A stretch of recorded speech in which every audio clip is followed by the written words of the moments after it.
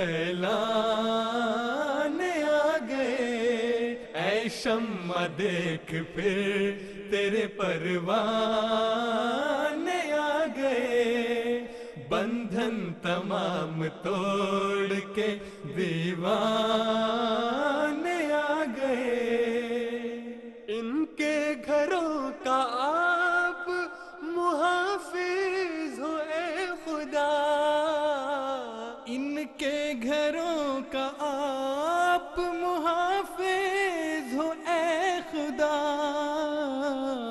تیرے سپرد کر کے، تیرے سپرد کر کے یہ کاشان آ گئے، تیرے سپرد کر کے یہ کاشان آ گئے، اے شمع دیکھ پھر تیرے پروانے آ گئے، بندھن تمام توڑ کے دیوانے آ گئے، اے شمع دیکھ پھر تیرے پروانے آ گئے، بندھن تمام توڑ کے دیوانے آ گئے، اے شمع دیکھ دعا کر لیں۔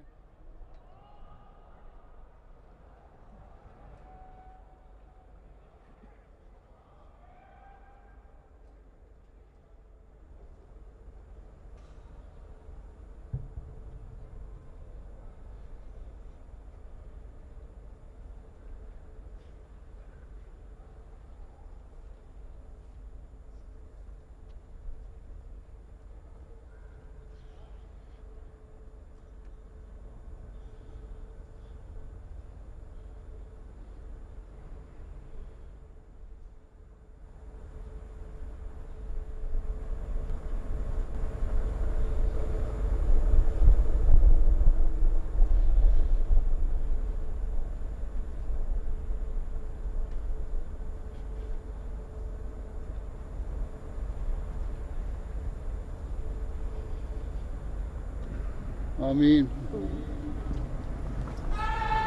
صلی علی نبینا صلی علی محمد صلی علی حبیبنا صلی علی محمد صلی علی نبینا۔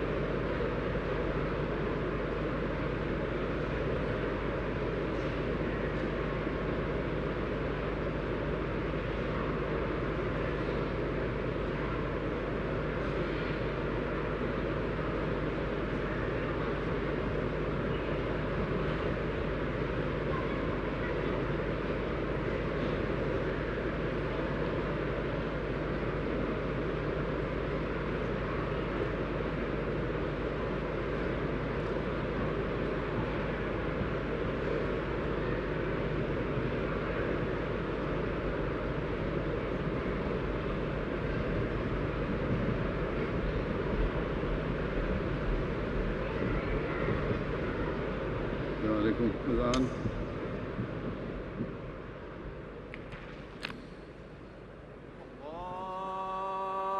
الله أكبر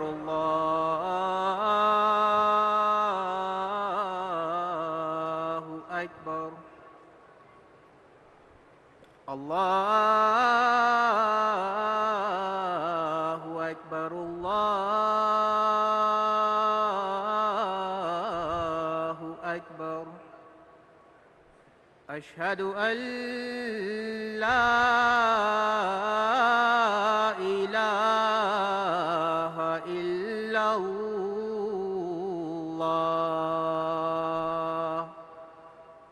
أشهد أن لا إله إلا الله أشهد أن محمدًا رسول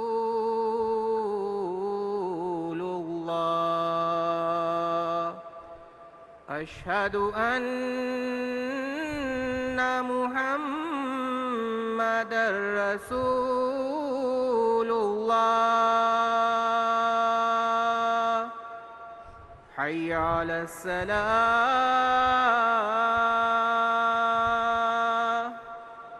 حي على الصلاة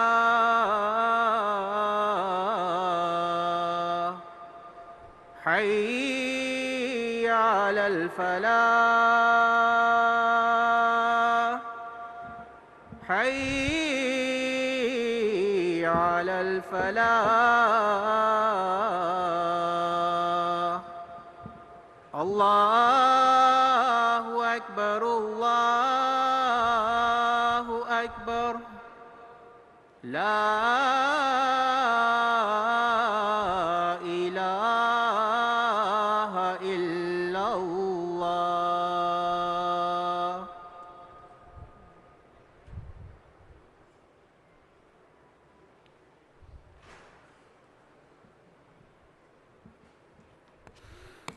السلام علیکم ورحمۃ اللہ.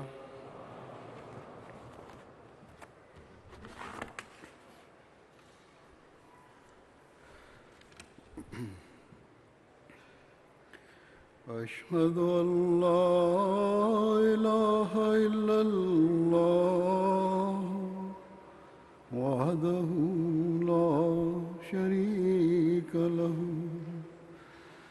وأشهد أن محمدًا عبده ورسوله أما بعد فأعوذ بالله من الشيطان الرجيم بسم الله الرحمن الرحيم الحمد لله رب العالمين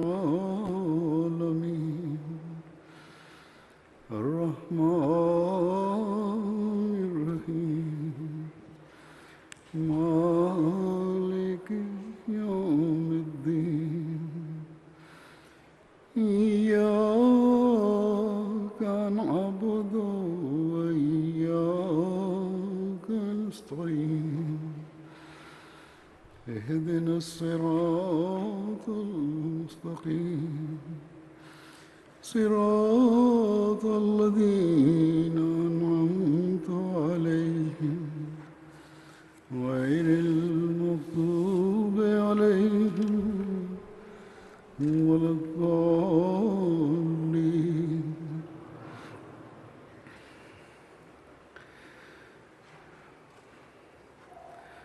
اللہ تعالیٰ کے فضل سے آج سے 3 دن کے لیے جماعت احمدیہ جرمنی کو اپنا جلسہ سالانہ منعقد کرنے کی توفیق مل رہی ہے، اور جمعے کے ساتھ ہی جلسہ سالانہ کا آغاز ہو رہا ہے. افراد جماعت کی اصلاح کے لیے جلسہ سالانہ کے انعقاد کی بنیاد جو اللہ تعالیٰ کے حکم سے حضرت مسیح موعود علیہ السلام نے ڈالی تھی،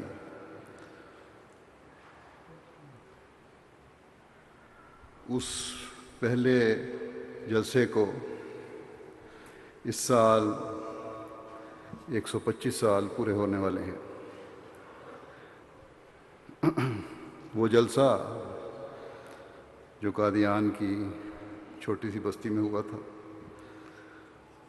اور مسجد کے ایک حصے میں 75 افراد نے اپنے اندر پاک تبدیلیاں پیدا کرنے اور دنیا کی اصلاح اور اسلام کے پیغام کو حضرت مسیح موعود علیہ السلام کے مددگار بنتے ہوئے دنیا میں پھیلانے کا جو عہد کیا تھا، اس کا نتیجہ ہم آج دیکھ رہے ہیں کہ اللہ تعالیٰ نے ان کے کام اور ان کی نیتوں میں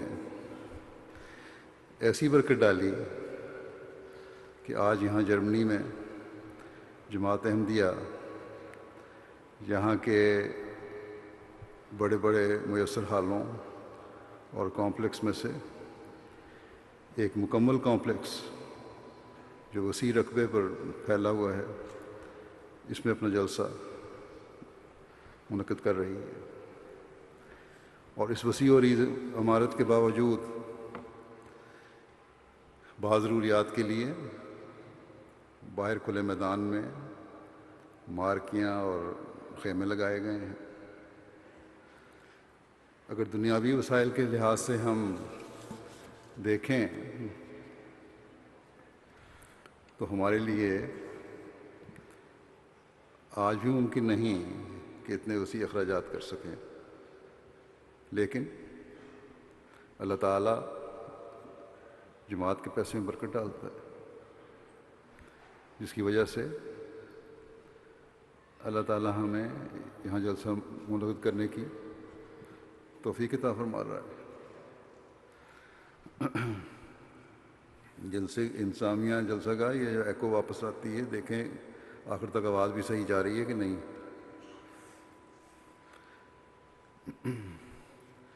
جیسا کہ میں نے کہا، حضرت مسیح موعود علیہ السلام نے اللہ تعالیٰ سے اذن پا کر ان جلسوں کا انعقاد شروع کیا تھا، اور اس کا مقصد افراد جماعت کی اصلاح تھا۔ اس کا مقصد خدا تعالیٰ کی طرف کھینچے جانے کی کوشش کرنا تھا، علم و معرفت میں ترقی کرنا تھا، پاک تبدیلیاں پیدا کر کے انہیں اپنی زندگیوں کا حصہ بنانا تھا، دنیا کی چاہتوں اور لغویات سے اپنے آپ کو بچانا تھا۔ اسلام اور احمدیت کے پیغام کو دنیا میں پھیلانے کا عہد و پیمان کرنا اور اسے اپنی تمام تر صلاحیتوں کے ساتھ پورا کرنا تھا، استعدادوں کے ساتھ پورا کرنا تھا، آپس میں محبت، پیار اور بھائی چارے کے رشتے کو بڑھانا تھا۔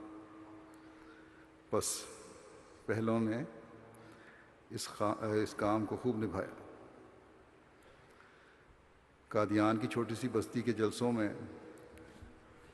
اللہ تعالیٰ نے اتنی برکت ڈالی کہ آج اس نہج پر دنیا کے تقریباً تمام ممالک میں جہاں جہاں جماعتیں قائم ہیں، جلسے منعقد ہو رہے ہیں، اور ان جلسوں کا بھی وہی مقصد ہے جو قادیان کے جلسے کا حضرت مسیح موعود علیہ السلام نے بیان فرمایا تھا، اور جس کا میں نے مختصراً ابھی ذکر کیا ہے۔ بس اگر تو ہم اس مقصد کے لیے آج یہاں جمع ہوئے ہیں تو ہم خوش قسمت ہیں کہ اللہ تعالیٰ کے فضلوں کے وارث بنیں گے۔ اگر کسی میلے کے تصور کے ساتھ یہاں آئے ہیں یا ہم میں سے کوئی بھی آیا ہے تو یہ بدقسمتی ہوگی کہ اللہ تعالیٰ نے ہمیں ایک نیک مقصد کے لیے جمع ہونے کے لیے کہا اور ہم جمع بھی ہوئے، لیکن نیک مقاصد کے حصول کے بجائے دنیاوی باتوں میں پڑ جائیں۔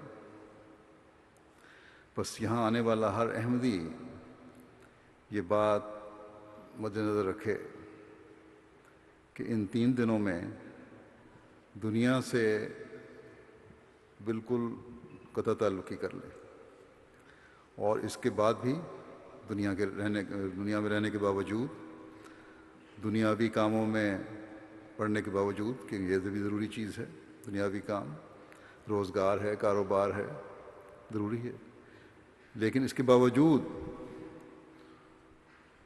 ان نیکیوں کو جاری رکھنے کی کوشش کرنے کا عہد کر کے جائیں تاکہ جو یہاں آپ میں پیدا ہوئیں، تاکہ خدا تعالیٰ کے فضلوں کو جذب کرنے والے بنتے رہیں۔ ان دنوں میں فرض اور نفل عبادتوں کے علاوہ ذکر الہی بھی کرتے رہیں۔ ذکر الہی سے خیالات پاک رہتے ہیں اور اللہ تعالیٰ کی طرف توجہ رہتی ہے، اور انسان برائیوں سے بچا رہتا ہے۔ یہی مقصد عبادات کا ہے، اور ذکر الہی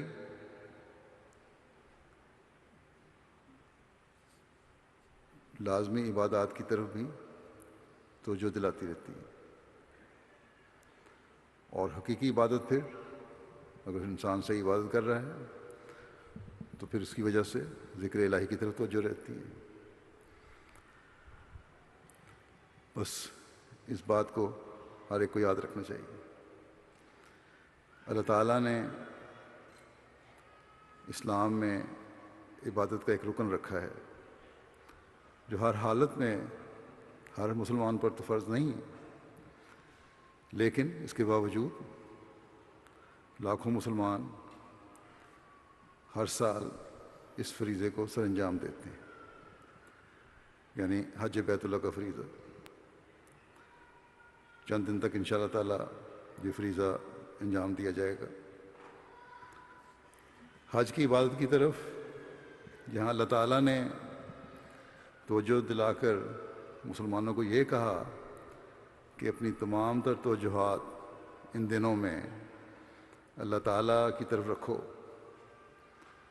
کہ اس کے بغیر حج کا مقصد پورا نہیں ہوتا، وہاں اس طرف بھی توجہ دلائی کہ مجمع کی وجہ سے، ایک جگہ جمع ہونے کی وجہ سے بعض برائیاں بھی پیدا ہو جاتی ہیں، باوجود اس کے کہ حج کے ماحول کی وجہ سے ہر حج کرنے والے سے یہی توقع رکھی جاتی ہے کہ اس کو اس پاکیزہ ماحول کی وجہ سے کسی اور بات کا خیال نہیں آ سکتا سوائے ذکر الہی کے، تسبیح کے اور تحمید کے۔ لیکن اللہ تعالیٰ جو انسانی فطرت کو جانتا ہے، اس نے 3 برائیوں کی طرف بھی اس موقع پر توجہ دلا دی کہ ان چیزوں سے بچ کے رہنا ہے تم نے۔ بس ماحول جیسا بھی پاکیزہ ہو، انسان کو ہر وقت شیطان کے حملوں سے بچنے کی دعا کرتے رہنا چاہیے اور ہوشیار ہو کر اس پر توجہ رکھنی چاہیے۔ اللہ تعالیٰ نے حج کرنے والوں کو جن 3 برائیوں سے بچنے کی طرف توجہ دلائی، ان میں سے پہلی یہ ہے رفث۔ علماء رفثہ ہے، شہوانی باتیں تو اس کا ترجمہ کیا ہی جاتا ہے، لیکن اس کا مطلب بد کلامی کرنا، گالیاں دینا، گندی اور بیہودہ باتیں کرنا، گندے قصے سنانا، فضول اور لغو باتیں کرنا، گپیں وغیرہ مارنا، بیٹھ کے مجلسیں جمانا، یہ بھی ہے، یہ سب شامل ہیں اس میں. بس یہاں وضاحت سے ہر قسم کی لغویات، فضولیات اور گپیں لگانے کی مجالس سے منع فرما دیا. کوئی یہ نہ سمجھے کہ حج پر جا کر یہ باتیں کون کرتا ہوگا. وہاں تو خالص ہو کر ہر ایک جو بھی حج پر جاتا ہے یا اس سے یہی توقع کی جاتی ہے کہ اپنا سب کچھ اللہ تعالیٰ پر نثار کر رہا ہوتا ہے. حضرت مسلم موعود رضی اللہ عنہ فرماتے ہیں کہ میں جب حج پر گیا تو ایک نوجوان میرے ساتھ طواف کر رہا تھا. تو طواف کرتے ہوئے بجائے دعاؤں اور ذکر الہی کے وہ فلمی گانے گا رہا تھا. ہندوستان سے گیا ہوا تھا. تو میں نے اسے کہا کہ تم کیا کر رہے ہو؟ کہنے لگا مجھے تو دعائیں وغیرہ آتی کوئی نہیں، حج پہ کیا کی جاتی ہیں. ہم کاروباری آدمی ہیں، کلکتے میں ہماری کپڑے کی دکان ہے بڑی، ہمارے مقابلے پہ ایک اور بڑی کپڑے کی دکان ہے، بڑے کاروباری لوگ ہیں. ان میں سے ایک حج کر کے آیا ان مالکوں میں سے، اس نے اپنے دکان کے بورڈ پر حاجی بھی اپنے نام کے ساتھ لکھ لیا. لوگوں کی اس طرف اس وجہ سے زیادہ توجہ ہو گئی کہ حاجی صاحب کی دکان ہے، اچھا مال دیتے ہوں گے. تو میرے باپ نے کہا مجھے کہ میں تو حج پہ جا نہیں سکتا، بیماری یا بڑھاپے کی وجہ سے جو بھی وجہ ہو، تم حج پر جاؤ تاکہ ہم بھی اپنا بورڈ لگا لیں. تو میرا تو یہ مقصد ہے کہ کاروبار کو بڑھانے کی نیت سے میں حج کر رہا ہوں. بس جب حج پر اس مقصد کے لیے لوگ جا سکتے ہیں تو پھر کسی اور عبادت یا جلسے پر کیا سوچ نہیں ہو سکتی. پھر اللہ تعالیٰ نے فرمایا کہ فسوق نہیں کرنا حج کے دنوں میں، یعنی اطاعت اور فرمانبرداری سے باہر نہیں نکلنا، اللہ تعالیٰ کے حکموں کو ماننا ہے. نیکی کے راستے سے جو نیکی کا راستہ تم نے اختیار کیا ہے اس کو اختیار کیے رکھنا ہے اور برائی کی طرف نہیں جھکنا. پھر اللہ تعالیٰ فرماتا ہے کہ حج کے دنوں میں جدال یعنی ہر قسم کے جھگڑے سے، لڑائی سے مکمل طور پر بچنا. حضرت مسلم موعود نے ایک موقع پر فرمایا تھا کہ ہمارے جلسوں پر بھی اگر اس سوچ کے ساتھ لوگ آئیں جو اصول اللہ تعالیٰ نے حج کے دوران برائیوں سے رکنے کا بیان کیا ہے تو غیر معمولی اصلاح ہو سکتی ہے.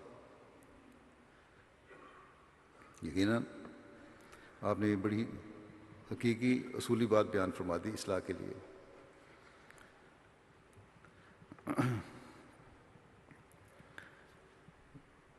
یہ نہیں ہم کہتے کہ جلسے کا مقام خدا نخواستہ حج کا مقام ہے. یہ اب جیسے بعض غیر احمدیوں نے ہم پر الزام لگانا شروع کیا ہوا ہے کہ قادیان ہم جاتے ہیں اس لیے حج کا مقام دیتے ہیں. یہ غلط ہے.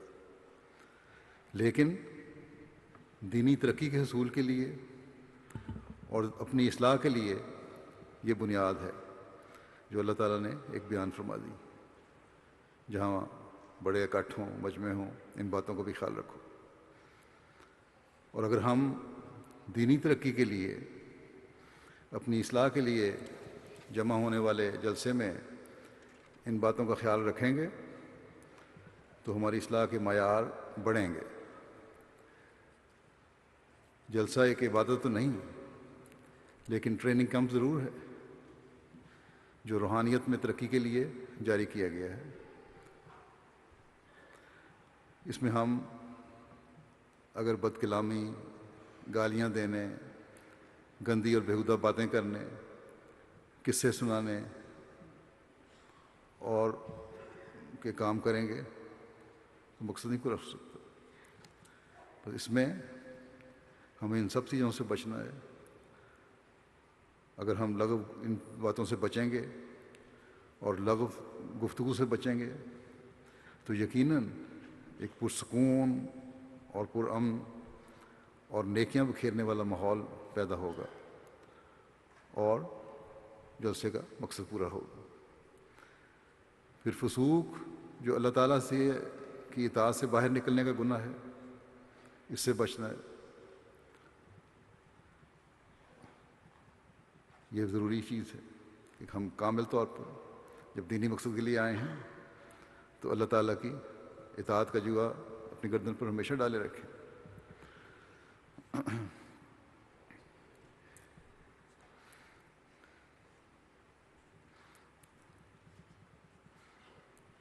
بس خلاصہ یہ کہ قرآن کریم کی تعلیم کو اپنے اوپر لاگو کرتے ہوئے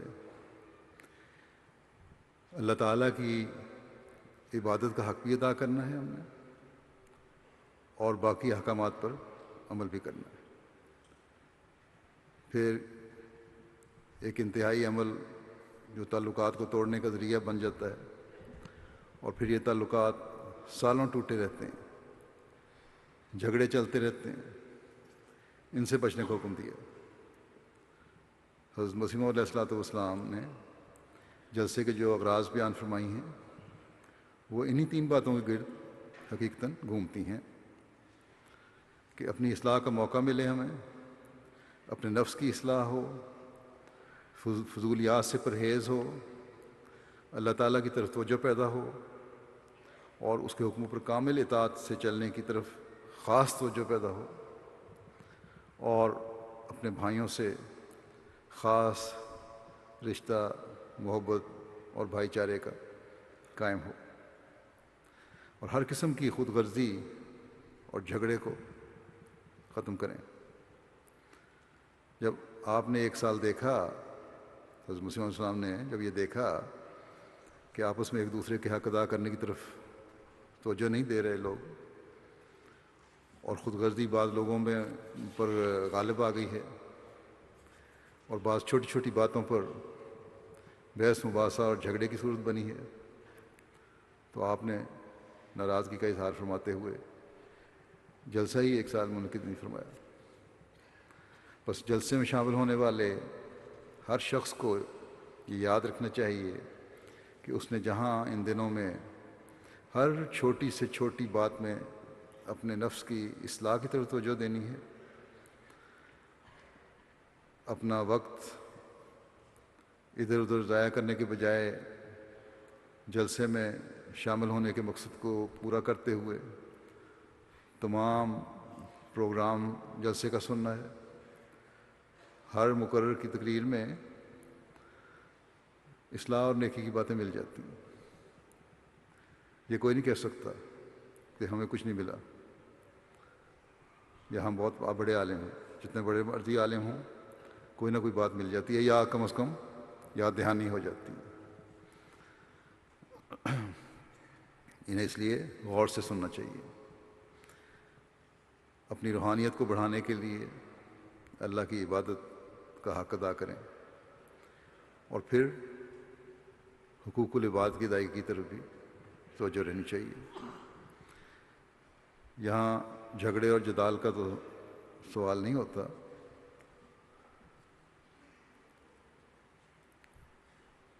اس جلسے سے حقیقی فیض پانے کے لیے جھگڑے اور جدال کا سوال نہیں کہ جھگڑا ہوتا ہے یا نہیں ہوتا۔ جلسے کے حقیقی فیض پانے کے لیے اور حضرت مسیح علیہ السلام کی دعاؤں کا وارث بننے کے لیے جن کے جھگڑے چل رہے ہیں پرانے، یہ نہیں کہ یہاں جا کے جھگڑے کریں، جن کے پرانے جھگڑے چل رہے ہیں ان کو بھی ایک دوسرے سے آگے بڑھ کر صلح کر کے ان کو ختم کرنا چاہیے۔ اپنی انانیت کو ختم کریں۔ مجھے علم ہے کہ ہر سال جلسے پر بعض پرانی باتوں کی وجہ سے بدمزگیاں لوگوں میں پیدا ہو جاتی ہیں، بعض خاندانوں میں، بعض لوگوں میں، اور بعض لوگ آپس میں لڑ بھی پڑتے ہیں۔ جلسے پر ہر ایک یہاں آیا ہوتا ہے، 2 ناراض گروہوں کا یا لوگوں کا آمنا سامنا ہو جاتا ہے، یہاں تو ہر احمدی نے آنا ہے، اس لیے یہ نہیں ہم کہہ سکتے کہ وہ کیوں جلسے پر آیا اور وہ کیوں نہیں آیا۔ ناراض لوگوں میں، عورتوں میں بھی اور مردوں میں بھی، ایک دوسرے کو دیکھ کر جب اس طرح جن کی ناراضگیاں پرانی چل رہی ہوں، جب ایک دوسرے کو دیکھتے ہیں تو تیوریاں چڑھنی شروع ہو جاتی ہیں، ماتھے پر بل پڑنے شروع ہو جاتے ہیں۔ پھر بعض دفعہ بعض لوگ دور سے ہی یا چلتے چلتے کوئی نہ کوئی طنزیہ فکرہ کہہ جاتے ہیں، اور اظہار یہ ہوتا ہے کہ جس طرح ہم نے ان کو نہیں کہا بلکہ ویسی بات کی، حالانکہ حقیقت میں وہ چڑھانے کے لیے یا جان بوجھ کر کہا جاتا ہے۔ اور دوسرا فریق جو پہلے ہی دل میں پہ چتاب کھا رہا ہوتا ہے، وہ بھی غصے میں کچھ کہہ دیتا ہے، گویا ایک لغو حرکت سے پھر اللہ تعالیٰ کی اطاعت سے باہر نکلتے ہیں، اور پھر لڑائی تک بعض دفعہ نوبت آ جاتی ہے۔ اگر کسی کو اپنے جذبات پر کنٹرول نہیں ہے تو بہتر ہے کہ جلسے کے ماحول سے پہلے خود ہی باہر چلے جائیں، جلسہ میں شامل نہ ہوں۔ دو چار لوگ ہی ایسے ہوتے ہیں جو جماعت کی بدنامی کا باعث بنتے ہیں، اور جلسے پر آ کر بجائے جلسے کی برکات سے حصہ لینے کے اللہ تعالیٰ کی ناراضگی حاصل کرنے والے بن جاتے ہیں۔ کیا کبھی اللہ تعالیٰ پسند کرے گا کہ ایک نیک مقصد کے لیے جمع ہونے والے مومن اپنی روحانی ترقی اور نیک مقاصد حاصل کرنے کے بجائے فتنہ و فساد کو بڑھانے والے ہوں؟ اللہ تعالیٰ نے جب کامیابیاں حاصل کرنے والوں کے بارے میں فرمایا تو عاجزانہ نمازوں کے بعد لغویات سے پرہیز کرنے والوں کا ذکر فرمایا۔ اللہ تعالیٰ فرماتا ہے کہ قد افلح المومنون الذین هم فی صلاتہم خاشعون والذین هم عن اللغو معرضون۔ یقیناً کامیاب ہو گئے وہ مومن جو اپنی نمازوں میں خشوع کرتے ہیں اور لغویات سے بچنے والے ہیں۔ بس یہاں آئے ہیں ایک نیک مقصد کے لیے۔ نمازوں میں بھی تو تقریباً لوگ شامل ہوتے ہیں، ہر ایک شامل ہوتا ہے، لیکن اللہ تعالیٰ فرماتا ہے کہ عاجزانہ نمازیں پڑھو، اللہ تعالیٰ کے کامل فرمانبردار بنتے ہوئے نمازیں پڑھو، ظاہری نمازیں نہ ہوں۔ با جماعت نمازوں کا ایک مقصد یہ بھی ہے کہ جہاں کہ ایک وحدت پیدا ہو، ایک جسم بن کر اللہ تعالیٰ کے حضور حاضر ہوں، اور اسی طرح ایک دوسرے کی روحانیت اور نیکی بھی ایک دوسرے میں سرایت کرے اور جذب ہو۔ بس جو عاجزانہ نمازیں پڑھ رہے ہوں گے، خالص ہو کر اللہ تعالیٰ کے آگے جھک رہے ہوں گے، ان کا اثر کم درجے والوں پر بھی پڑے گا جو ساتھ کھڑے ہوں گے، لیکن اثر وہی پڑے گا جیسے کہ اللہ تعالیٰ نے فرما دیا کہ اللہ تعالیٰ کی کامل اطاعت کرتے ہوئے نمازیں پڑھی جا رہی ہوں گی، عاجزی ہوگی، تب یہ باتیں ہوں گی۔ کئی لوگ مجھے لکھتے بھی ہیں کہ جلسے کے دنوں میں خشوع و خضوع کی نمازوں کا انہیں بہت مزہ ملتا ہے، تو اس مزے کو حاصل کرنے کی ہر ایک کو کوشش کرنی چاہیے تاکہ ان مومنین میں شامل ہونے والے بن جائیں جو فلاح پانے والے ہیں، جو کامیاب ہیں۔ لیکن اللہ تعالیٰ نے فلاح پانے والوں اور کامیاب ہونے والوں کے لیے مختلف ذریعے بنائے ہیں کہ ان ذریعوں کے اپنانے سے حقیقی اور مکمل کامیابی ملتی ہے۔ اس میں جیسا کہ جو آیات میں نے پڑھی ہیں ان سے ظاہر ہے کہ دوسرا ذریعہ اللہ تعالیٰ نے لغو سے اعراض کا فرمایا ہے۔ بس اس طرح بھی ہر احمدی کو جلسے کے دنوں میں بھی اور بعد میں بھی خاص توجہ دینی چاہیے۔ حضرت خلیفۃ المسیح اول نے فرمایا اس کی تشریح کرتے ہوئے اللغو کی کہ اس میں تمام چیزیں آ جاتی ہیں، یعنی ہر قسم کا جھوٹ، ہر قسم کے گناہ، تاش، جوا، گپیں مارنا، نکتہ چینیاں کرنا، یہ سب چیزیں اس میں شامل ہیں۔ تاش جوئے کی مثال آپ نے دی ہے، اس سے مجھے واٹس ایپ پر بیچی ہوئی ایک تصویر یاد آ گئی۔ بعض لوگوں پر تو نیک ماحول اور نیک اور مقدس مقامات کا بھی کوئی اثر نہیں ہوتا۔ ایک حج پر جانے والے کا تو میں نے ذکر کیا ہے، اس کی مثال دی ہے۔ جس تصویر کا میں ذکر کر رہا ہوں وہ مسجد میں اعتکاف بیٹھنے والوں کی تصویر تھی، جس میں ایسے لوگ بھی تھے، کچھ لوگ قرآن کریم پڑھ رہے یا کچھ کتابیں پڑھ رہے ہوں گے، حدیث وغیرہ جو بھی پڑھ رہے تھے، لیکن کچھ ایسے بھی تھے کہ مسجد میں بیٹھے ہوئے ہیں، مسجد کا ماحول صاف نظر آ رہا ہے اور وہاں تاش کھیل رہے تھے۔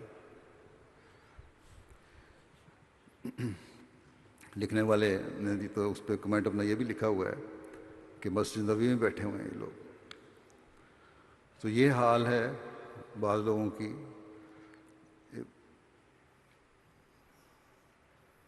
بعض لوگوں کا کہ عبادتوں میں بھی لغویات کرنے سے باز نہیں آتے، لیکن پھر بھی یہ لوگ پکے مسلمان ہیں اور احمدی کافر۔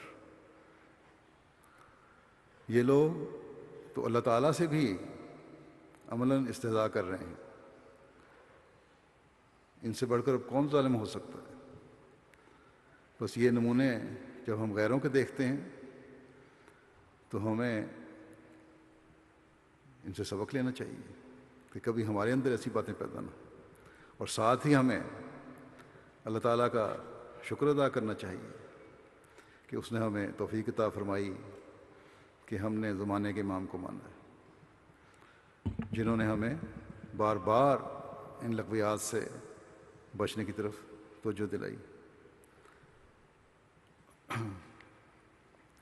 حضرت مسیح موعود علیہ السلام ایک جگہ لغویات کے بارے میں بیان فرماتے ہوئے فرماتے ہیں کہ رہائی یافتہ مومن وہ لوگ ہیں جو لغو کاموں اور لغو باتوں اور لغو حرکتوں، لغو مجلسوں اور لغو صحبتوں سے اور لغو تعلقات سے اور لغو جوشوں سے کنارہ کش ہو جاتے ہیں۔ حضرت مسیح موعود علیہ السلام نے تمام لغویات کی نشاندہی فرما دی۔ اب جتنی باتوں کا حضرت مسیح موعود علیہ السلام نے ذکر فرمایا ہے یہ سب ایک دوسرے سے جڑی ہوئی ہیں۔ ایک لغو کام دوسرے لغو کام کی طرف لے کر جاتا ہے، اور اگر غور کریں تو لغو کام، لغو باتیں اور لغو حرکتیں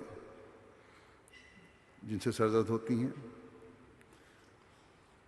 وہ لغو مجلسوں میں بیٹھنے والے ہوتے ہیں، لغو لوگوں کی صحبت سے اور میل ملاپ سے، تعلقات سے پیدا ہوتی ہیں، اور لغو قسم کے جوشوں سے، ذرا ذرا سی بات پر جوش میں آ جانا اور غصے میں آ جانا، ان سے ہی پیدا ہوتی ہیں۔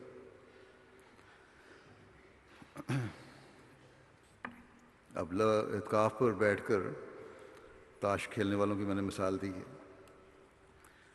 کہنے کو تو مسجد میں بیٹھے ہیں، اعتکاف پر بیٹھے ہیں، لیکن عبادت کے مقصد کو پورا کرنے کے بجائے لغویات میں مبتلا ہے۔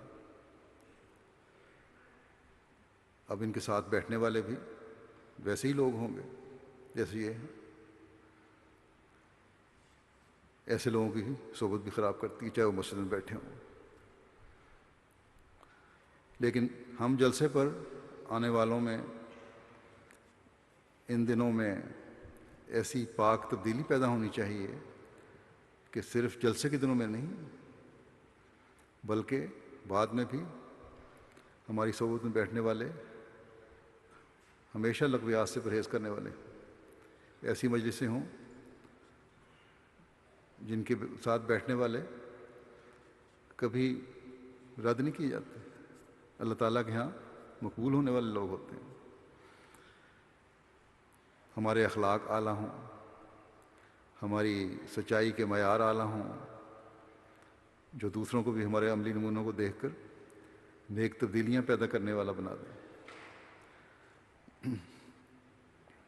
ایک جگہ ہمیں نصیحت فرماتے ہوئے حضرت مسیح موعود علیہ السلام فرماتے ہیں کہ ایک اور بات بھی ضروری ہے، ایک اور بات بھی ضروری ہے جو ہماری جماعت کو یاد رکھنی چاہیے، اور وہ یہ ہے کہ زبان کو فضول گوئیوں سے پاک رکھا جائے۔ فرمایا زبان وجود کی ڈیوڑی ہے، اور زبان کو پاک کرنے سے گویا خدا تعالیٰ وجود کی ڈیوڑی میں آ جاتا ہے۔ جب خدا تعالیٰ ڈیوڑی میں آ گیا تو پھر اندر آنا کیا تعجب ہے۔ ڈیوڑی کیا ہے؟ ڈیوڑی کہتے ہیں کسی گھر کے مین دروازے کو، مین گیٹ کو۔ جب خدا تعالیٰ آپ کے گھر کے قریب آ گیا، دروازے پر آ گیا، تو پھر آپ فرماتے ہیں کہ اس کا اندر آنا تو پھر کوئی بعید نہیں، کوئی تعجب نہیں کر سکتا کہ وہ اندر نہیں آئے گا۔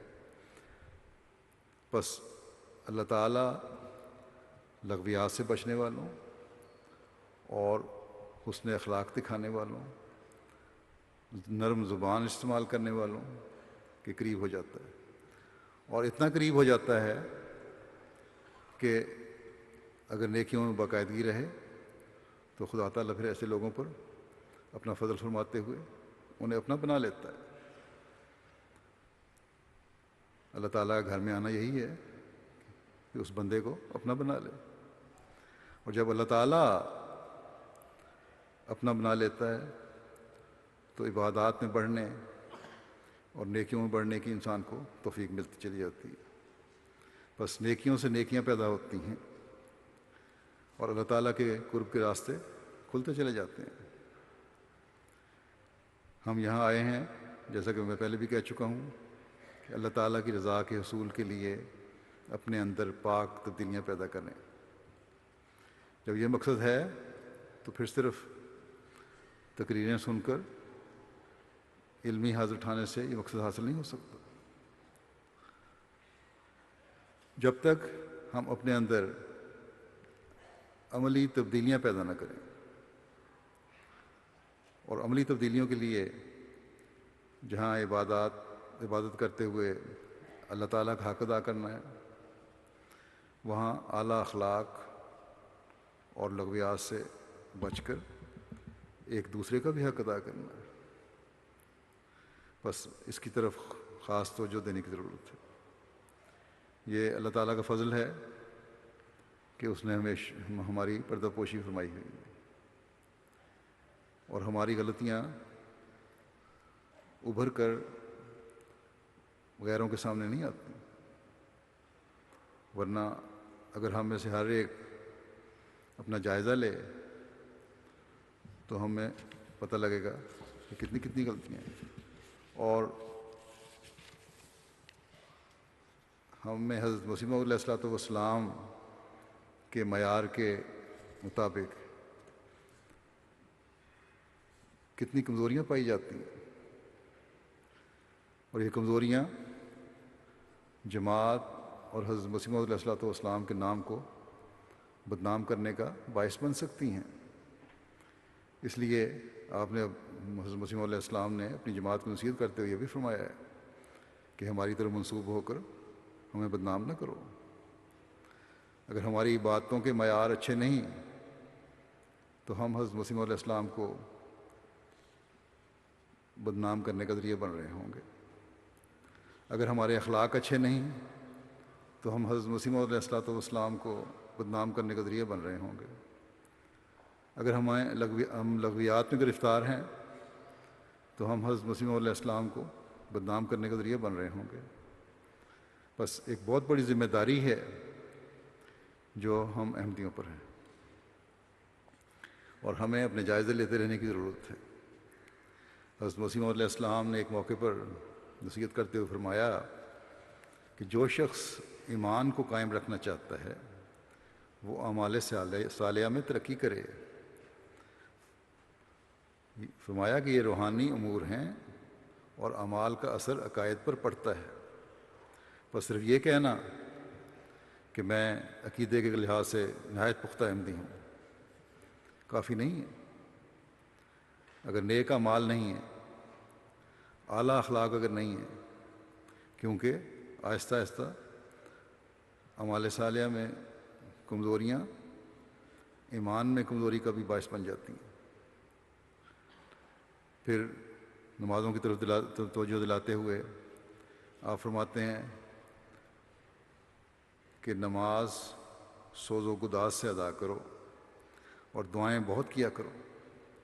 بس ان دنوں میں بھی اور ہمیشہ اپنی نمازوں میں سوز و گداز پیدا کرنے کی کوشش کرنی چاہیے تاکہ خدا تعالیٰ سے ہمارا تعلق مضبوط ہو۔ اور ان جلسوں میں شامل ہونے کا حقیقی مقصد تو یہی ہے کہ ہم روحانی طور پر ترقی کریں، آپس میں اچھے تعلقات اور ایک دوسرے کے جذبات کا خیال رکھنے کی طرف توجہ دلاتے ہوئے آپ نے فرمایا کہ جیسے رفق، حلم اور ملائمت سے اپنی اولاد سے معاملہ کرتے ہو ایسے ہی آپس میں بھائیوں سے کرو۔ فرمایا جس کے اخلاق اچھے نہیں ہیں مجھے اس کے ایمان کا خطرہ ہے، کیونکہ اس میں تکبر کی ایک جڑ ہے۔ آپ فرماتے ہیں کہ متکبر دوسرے کا حقیقی ہمدرد نہیں ہو سکتا۔ اپنی ہمدردی کو صرف مسلمانوں تک ہی محدود نہ رکھو بلکہ ہر ایک کے ساتھ کرو، چاہے وہ مسلمان ہے یا غیر مسلم ہے، ہر ایک کے ساتھ ہمدردی کرو۔ فرمایا خدا سب کا رب ہے، صرف مسلمانوں کا رب نہیں، خدا تو ہر ایک کا رب ہے، چاہے وہ کوئی ہو، کسی بھی مذہب سے تعلق رکھنے والا ہو۔ پھر فرماتے ہیں کہ ہاں مسلمانوں کی خصوصیت سے ہمدردی کرو، انسانیت کے ناطے ہر ایک سے ہمدردی کرنی چاہیے، اور مسلمانوں کی خاص طور پر کرو۔ اور پھر متقی اور صالحین کی اس سے زیادہ خصوصیت ہے، اور جو لوگ متقی ہوں، صالحین میں شمار ہوتے ہیں، ان کے ساتھ تو مزید تعلق بڑھ جاتا ہے اور بڑھنا چاہیے۔ بس یہ وہ نصائح ہیں جو ہمیں اپنے اندر روحانی تبدیلی پیدا کرنے والا بنا سکتی ہیں۔ ایک دوسرے کے لیے ہمدردی کے جذبات ہمارے اندر ہوں گے، تکبر کو ہم دل سے نکالنے والے ہوں گے، اپنی اولاد کی طرح ایک دوسرے سے نرمی اور ملائمت سے اور پیار سے بات کرنے والے ہوں گے۔ اگر یہ چیزیں ہوں گی تو ان تمام جھگڑوں اور فسادوں سے بچنے والے ہوں گے جو ہمیں بسا اوقات ابتلا میں ڈال جاتے ہیں۔ اور جیسا کہ میں نے کہا یہاں جلسے پر بھی ایسے اظہار ہو جاتے ہیں۔ اور پھر میں کہوں گا کہ ہمارا یہاں جمع ہونے کا مقصد اپنی روحانی اور عملی حالت کو ترقی دینا ہے، اور یہ مقصد ہم اس وقت پورا کر سکتے ہیں کہ ایک کوشش سے اللہ تعالیٰ اور اس کے بندوں کے حقوق ادا کرنے کی طرف توجہ دینے والے ہیں۔ بس ان دنوں میں بہت توجہ سے اس بات کا خیال رکھیں، اللہ تعالیٰ ہر ایک کو اس کی توفیق عطا فرمائے۔ جلسے کی انتظامیہ کے ساتھ بھی بھرپور تعاون کریں۔ حالات کی وجہ سے اگر بعض دفعہ داخلی راستوں پر چیکنگ وغیرہ میں وقت لگ جائے تو وہاں بھی برداشت کریں، حوصلے اور صبر سے کام لیں۔ اور بے شمار یہ جو کام کرنے والے کارکنان اور کارکنات ہیں، مرد اور عورتیں ہیں، بچے بچیاں ہیں، ان سے بھرپور تعاون کریں. یہ نہ دیکھیں کہ کون کس عمر کا ہے، یہ دیکھیں کہ آپ کو جو اس کے ذمہ کام دیا گیا ہے وہ اس کو سر انجام دینے کے لیے آپ کو کچھ باتیں کہہ رہا ہے جس پر آپ نے عمل کرنا ہے.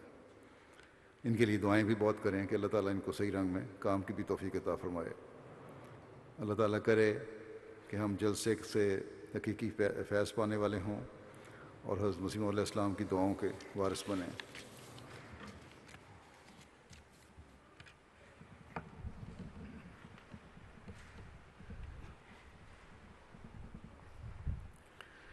الحمد لله نحمده ونستعينه ونستغفره ونؤمن به ونتوكل عليه ونعوذ بالله من شرور أنفسنا ومن سيئات أعمالنا. من يهده الله فلا مضل له ومن يضلل فلا هادي له. ونشهد أن لا إله إلا الله ونشهد أن محمدا عبده ورسوله. عباد الله رحمكم الله إن الله يأمر بالعدل والإحسان وإيتاء ذي القربى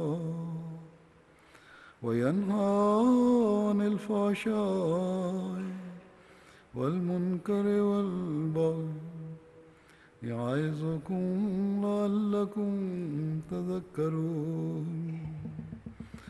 اذكروا الله يذكركم وادعوه يستجب لكم ولذكر الله